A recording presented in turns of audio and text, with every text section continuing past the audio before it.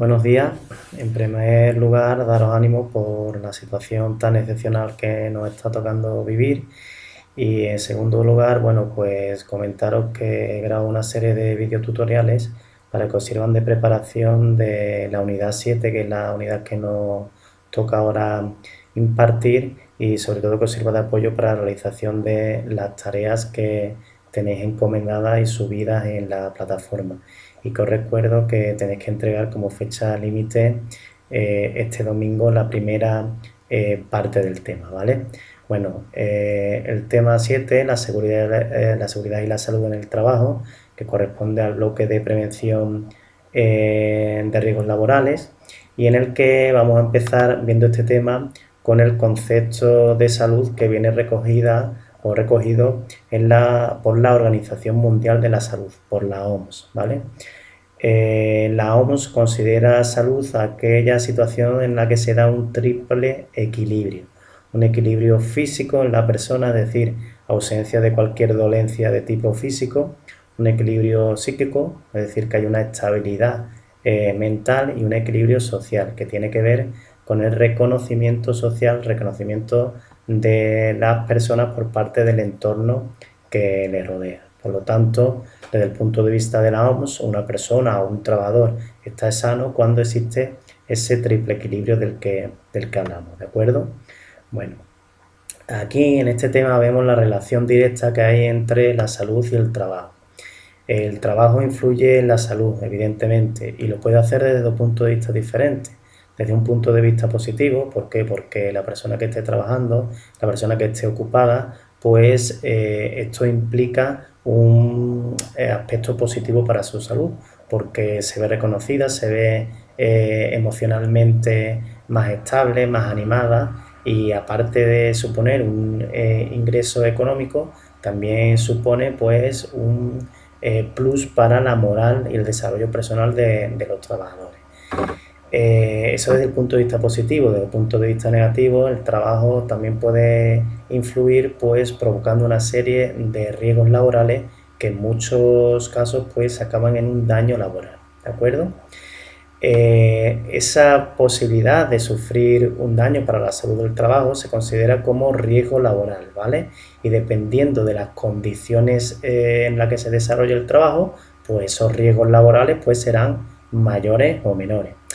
Si ponemos el ejemplo de los riesgos que puede sufrir para su salud un trabajador que esté en una oficina, pues coincidiréis conmigo que en poco tiene que ver con los riesgos de una persona que esté trabajando en altura, que esté trabajando en el campo, que esté trabajando en un taller utilizando elementos cortantes, herramientas. Es decir, tenemos que analizar las condiciones de trabajo en las que se desarrolla la actividad profesional para poder identificar los riesgos laborales que existen en esos trabajos y la posibilidad de sufrir algún daño laboral, ¿vale? Esta relación entre las condiciones de trabajo y riesgos laborales es lo que veis en el punto 2, ¿de acuerdo? Es importante que identifiquemos los diferentes riesgos laborales que hay en cada una de las profesiones, como he dicho anteriormente. ¿Para qué? Para poder establecer una serie de medidas preventivas que traten de evitar los daños en la salud de los trabajadores, ¿vale? Estas medidas preventivas pues se toman con carácter anterior a la realización del trabajo, para prevenir, es decir, para tratar de evitar esos posibles daños a la salud de los trabajadores, ¿de acuerdo? Bueno, pues en este cuadro veis que hay diferentes factores de riesgo por un lado, los riesgos que se generan y los posibles daños que se producen en la salud de los trabajadores, ¿vale? La clasificación de los factores de riesgo lo tenéis aquí. Hay una actividad en concreto del tema en que os pregunta por esos factores de riesgo, ¿vale? ¿Qué son los factores de riesgo? Pues los factores de riesgo están relacionados con las condiciones de trabajo.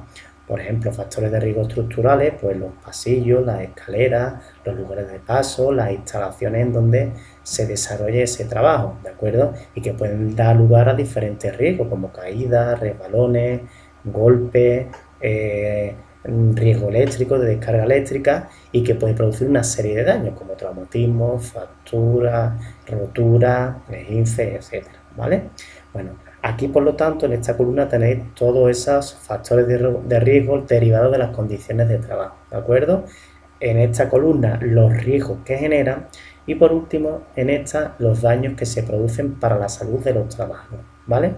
Me voy a detener un poco en analizar estos factores de riesgo. Hemos visto los estructurales, también están los riesgos derivados del uso de máquinas, de herramientas, de equipos. Es decir, si yo uso de manera inadecuada una herramienta o un equipo, pues puede dar lugar a una serie de riesgos que pueden dar lugar a una serie de daños para la salud de los trabajadores, ¿vale? También existen riesgos según las condiciones medioambientales. Aquí se clasifican estas condiciones medioambientales en agentes físicos, agentes químicos y biológicos. Como agentes físicos, fundamentalmente el ruido, las temperaturas, la humedad, es decir, los posibles daños que se pueden derivar para la salud de estar trabajando continuamente ante estas situaciones de trabajo, ¿vale? Condiciones medioambientales, agentes químicos, pues gases, vapores, polvo, es decir, que pueden dar lugar a una serie de enfermedades de tipo respiratorio, quemaduras, lesiones oculares, dermatitis, es decir, problemas en la piel derivados de esos agentes químicos.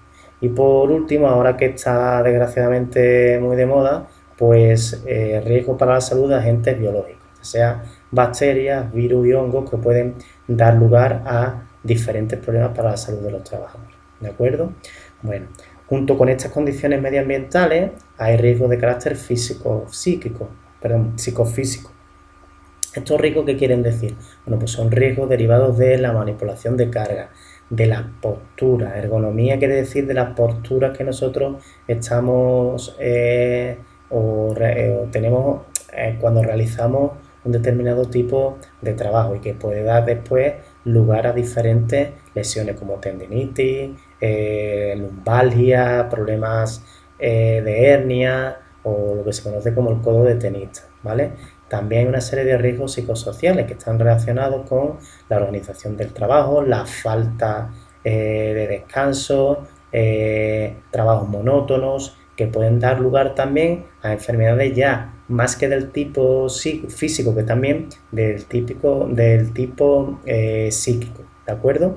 Y por último, pues las circunstancias personales de cada trabajador, que ya influirá pues la edad del trabajador, su experiencia, aspectos como la genética, que puede dar lugar también a una serie de enfermedades, ¿de acuerdo? Bueno, ¿qué posibles daños se pueden ocasionar para la salud del trabajador? Aquí diferenciamos entre el accidente de trabajo y la enfermedad profesional, ¿vale? Ambos tienen en común que se trata de patologías que deben estar relacionadas directamente con la realización del trabajo. Lo que diferencia un accidente de una enfermedad, que la enfermedad es resultado de un proceso. Sin embargo, el accidente de trabajo es un hecho súbito, es decir, que se produce en un momento determinado, ¿vale? Bueno, ahí tenéis un concepto de enfermedad profesional, pero lo que me gustaría destacar de aquí, que para que se considere una enfermedad profesional, ¿vale? Esta enfermedad debe estar recogida en un listado, ¿vale? Que aparece en el Real Decreto 1150/2015. Por lo tanto, para saber si una determinada enfermedad se considera una enfermedad profesional, pues tenemos que irnos a este decreto, que clasifica las enfermedades profesionales en 6 grandes grupos, ¿vale? El grupo 1, enfermedades causadas por agentes químicos; el grupo 2, causadas por agentes físicos; el grupo 3, por agentes biológicos; el grupo 4, que habla de enfermedades profesionales causadas por la inhalación de sustancias, agentes no comprendidos en los otros apartados; el grupo 5, que habla de las enfermedades profesionales de la piel, ¿de acuerdo? Y por último, el grupo 6, que habla de agentes cancerígenos, ¿vale? En relación al accidente del trabajo, también tenéis aquí 2 definiciones, ¿vale? Que es conveniente que le echéis un vistazo. Pero bueno, ambas coinciden en el que el accidente del trabajo es un accidente que se produce relacionado con el ámbito laboral. No obstante, bueno, cuando analizamos el concepto de accidente de trabajo hay que hacer una serie de matizaciones, ¿de acuerdo? En principio solo se reconocía el accidente del trabajo para los trabajadores por cuenta ajena, ¿vale? Es decir, para los que trabajaban para una empresa. aunque últimamente, bueno, pues las nuevas modificaciones que ha habido en relación a la ley de autónomos, pues también se considera como accidente de trabajo el que sufre el autónomo, ¿vale?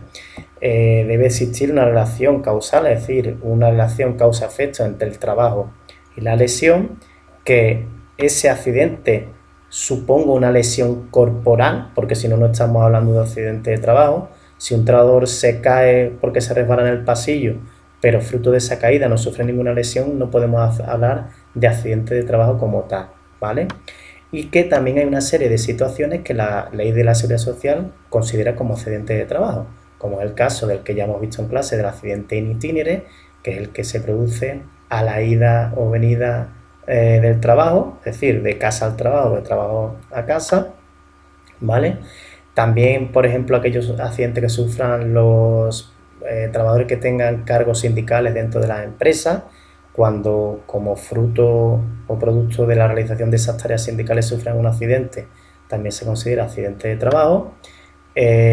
También aquellos accidentes que sufren los trabajadores que estén realizando tareas para la empresa, aunque no sean de tareas correspondientes a su grupo profesional, pero que se hagan para conseguir o para el buen funcionamiento de la empresa. Los accidentes en misión, que son los que sufre el trabajador en el horario de trabajo por que haya tenido que hacer un desplazamiento por motivos laborales. Los actos de salvamento que puede realizar un trabajador para salvar a personas mientras que se encuentre en su horario laboral, aunque no esté en el centro de trabajo. Y existe una serie de enfermedades que, si no están incluidas dentro de la lista del Real Decreto, no se consideran enfermedades, pero si están relacionadas con el trabajo, sí que se consideran en este caso como accidentes de trabajo y que posteriormente veremos, ¿vale? También hay que hablar de las enfermedades intercurrentes, ¿vale?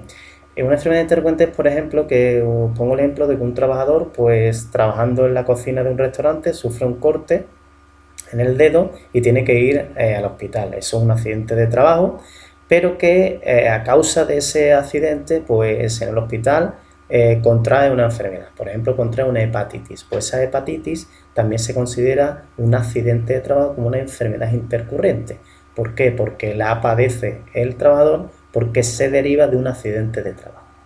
Bueno, este es el resumen de la primera parte del tema.